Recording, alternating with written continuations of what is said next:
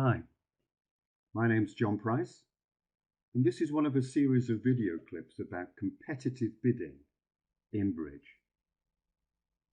As usual, let's start off by looking at a bridge hand.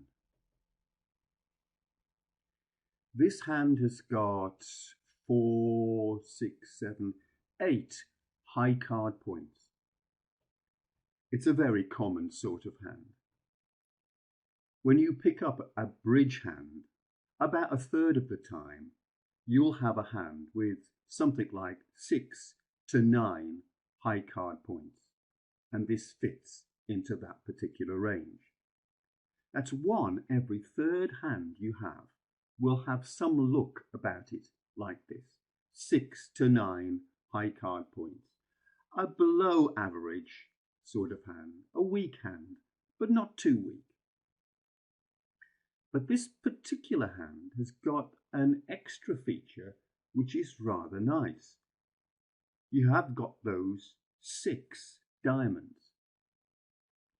So I want to talk about this during this video, about the sort of hands where you've got that sort of hand, 6 to 9 points. But the hand that you've picked up also has the special feature that it has a 6 card suit. Not a 5 card suit, not a 7 card suit, but a 6 card suit. And usually the context I'm thinking about is when you've got a chance to open. Either you're the dealer or you're the second player and the first player, one of your opponents, has passed. So let's imagine we've got this hand and we were the dealer. So we're the first one to speak. And you would normally think 6 to 9 points, it's definitely a pass hand and away you go. Probably the opponents, looking at your weak hand, probably the opponents are going to get in here. Maybe your partner has got a few points, so you might be able to compete. But initially, it doesn't look great. However, you're thinking, I've got this extra feature of having a 6 card suit. And it's not just any 6 card suit. There are some good cards in there. I know they're not brilliant, but you've got one of the top 3 honours, the ace, the king, and the queen. You've got one of them. In fact, you've got 3 of the top 6 cards. That's going from the ace down to the 9. Okay. Well, if your partner had one of the other top honours, then you're looking to, if by some chance diamonds were trumps, then you could probably make 5 of those. Even though this is a weak hand, you might have the potential of winning 5 tricks just from this weak hand. So you're beginning to warm to it and think, wouldn't it be nice if we could do something with this? But the opponents are bound to get in there and they'll find a suit and they'll get off to the contract and we'll run out of the bidding. This is where you start thinking competitively. And you think, if I am going to get in, I'm going to have to get in quickly. But I haven't got an opening hand. Well, these hands, they don't occur too often, but when they do, this type of hand, a 6 to 9 point high card hand with a 6 card suit with some good cards at the top of that 6 card suit, when you do get something like that, take the opportunity to do something called bidding a weak 2. It's the sort of bid that we call pre-emptive. It's getting in quickly before the opponents start bidding. It interrupts their bids. Maybe the person after you, that is south, is looking at a good hand and are preparing to make a big bid, a nice 1 heart bid, and they might going to go on from there. I'm suggesting that with this hand, you can make a bid that really ruins that plan. So with a weak 2, the plan is to tell your partner some information, how many points you've got, 6 to 9, but also telling your partner you've got a 6-card suit with some good cards at the top. Probably your partner will pass, and the opponents will get into the bidding and away they go. But you've interrupted that bidding. On the other hand, you might just get away with getting the contract. Possibly that contract might go down, but you've interrupted the bidding of the opponents, and you've gone down less than the points that they would have gained for the contract that you've interrupted. So here's the criteria for doing something really strange. For this hand, I recommend that you open 2 diamonds. That's referred to as a weak 2. And it says this, partner, I've got 6 to 9 points. Partner, I've got 6 diamonds. Not 5, not 7, I've got 6.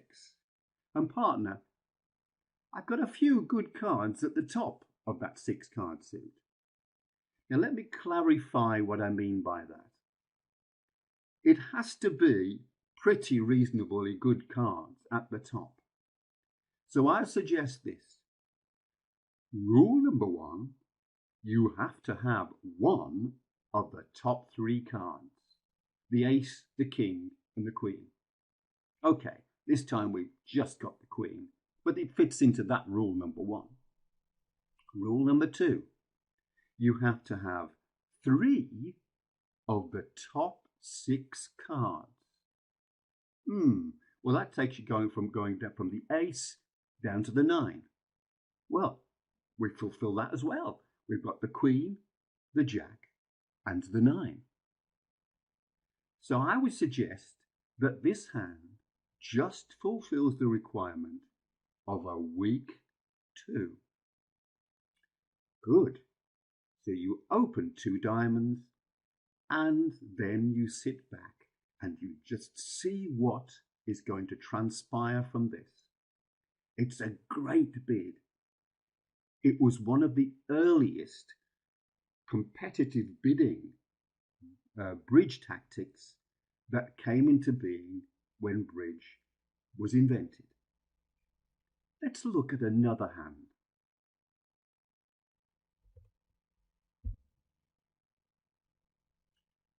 Now, to find this second example, I've had to scroll through over 40 sample bridge hands to get to this point. So these weak 2 possible hands are not that common, but when they do occur, they're great. Let's just check this one out. Again, it's got 4, 5, 8 high card points, so it fits the bill. It has 6 card suit. In this case, it's 6 hearts, a major suit. That's a tick. What about the one of the top, at least one of the top 3? Yes, it's got the king. Has it got 3 of the top 6? That's the ace down to the 9. Another tick. It's the sort of perfect hand you'd have if you get a chance, if you're the dealer, then you could open with this hand, even though it's weak. And you could open a weak 2.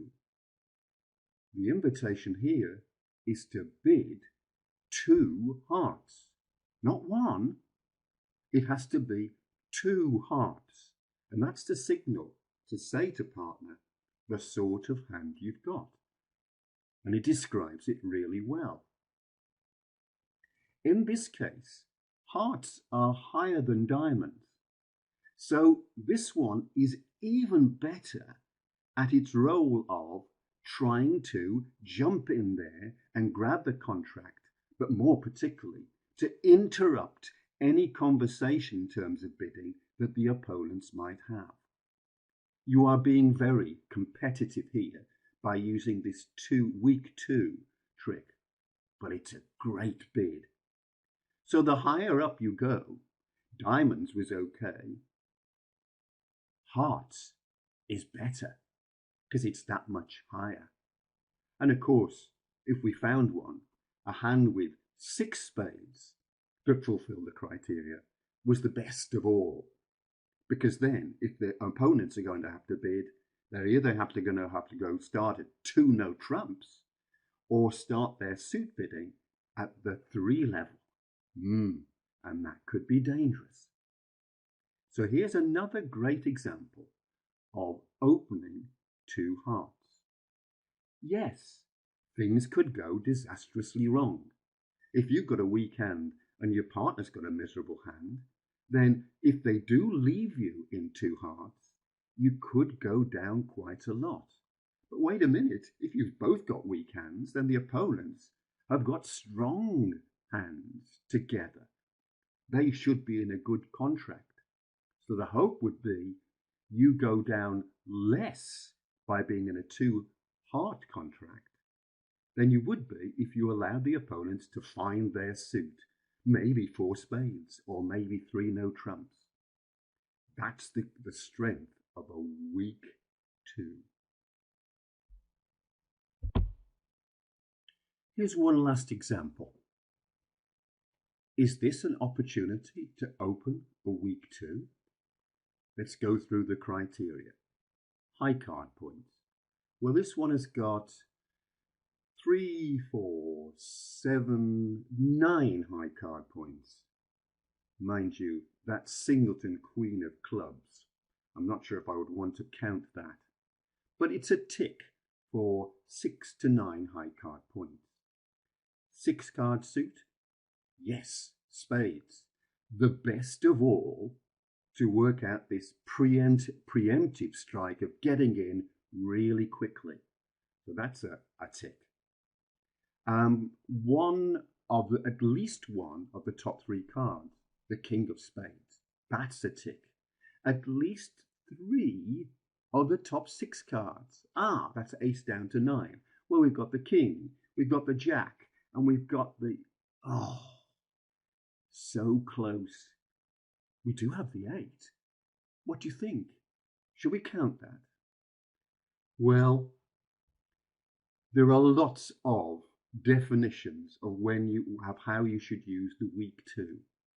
I've been saying 6 to 9 points, but you'll read elsewhere 6 to 10, or possibly any other variation as well. And this criteria about the strength of the hand, having at least one of the top 3 and at least 3 of the top 6, that again varies quite a lot.